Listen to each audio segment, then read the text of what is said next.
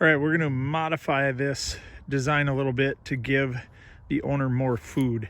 So we've got a 12-point blind right up there, and then we bring the travel corridor right along the bottom side of that ridge, because right behind that blind is a wide open field, but it's also downhill to the owner's access, so really hard to screen. So we've brought him all the way up here to get to this back field.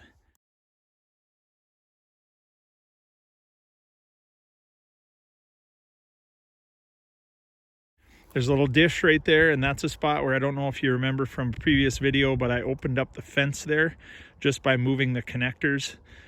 So the deer will enter right here to get up into this food, but what we're gonna do is we're gonna put screening on the top highest elevation right here.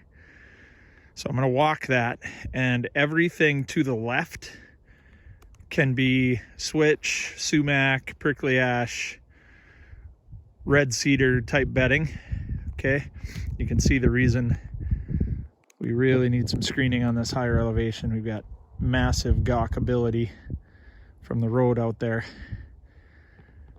So we're going to run this screening right here. So imagining that there's a big band of possible bedding down by the pond, and we've got food up here on the higher elevation. There's going to be a pretty good transition shooting zone between the food and the bedding. Food being to camera right, bedding being to camera left.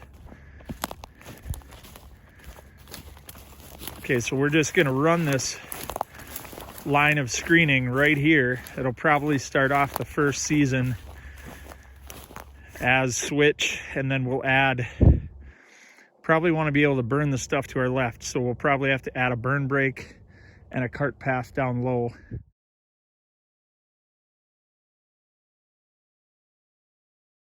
So we don't burn up all our red cedars. But right here then can be food, and if we line up the screening with the blind going all the way to the back, I don't know if you can see that, but right back there in the woods corner, straight at that, there's a couple of sunlit fence posts that are horizontal. What we want to do is run the screening right at those, because there's a couple of hills that go straight at it. So everything to the right of that can be food, and it'll be totally screened in from the road. But the benefit to the owner is he's in line with the screening, so his food plot becomes a bit of a shooting lane. And then what we'll do is we'll move over 15 yards or so.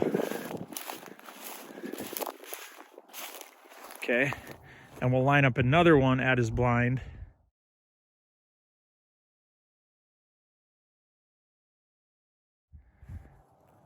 Food right there.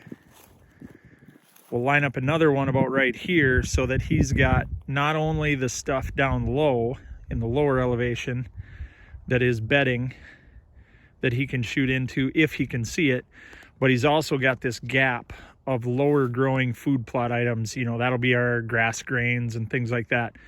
If he's got that little gap between the two strips of high cover, whether it be, it's pretty crappy soil, so we may have to just go switchgrass. I don't know if we're going to get corn out of this. It can barely grow grass. I don't know if you guys can just look at that. It's garbage. Really, really not good soil. That's why there's so many gravel pits around here.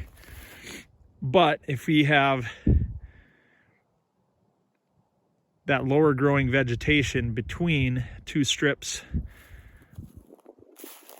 of higher cover, then we can almost just have a whole band of shooting lanes, you know, move over every 20 yards or so, however wide our planter is going to be, and then boom, we can line up another one, right? Bring the screening right to us, run it right there at that strip of cover. So he'll be able to glass all of this, and deer will have to kind of mosey through it to bird dog it.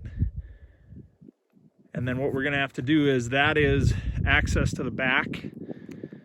That is the main road coming up here.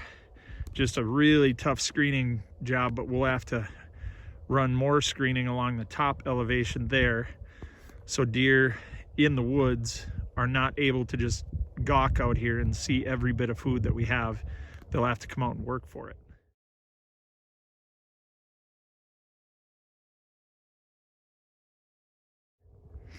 So that's how we're going to hide the food, so they feel comfortable out here, and it's also how we're going to get them out of the woods so they can't just stand back in the buckthorn infested hellhole and look out here and go, well, nothing out there yet. So that's how we're going to do it here. Hey, if this is of any help to you, like and subscribe. Share it out there on your social media for me. This is Jake Bull, the Habitat Pro. We're in, I'd say, central Minnesota today. Get out and enjoy creation, guys. Good luck this season, and God bless.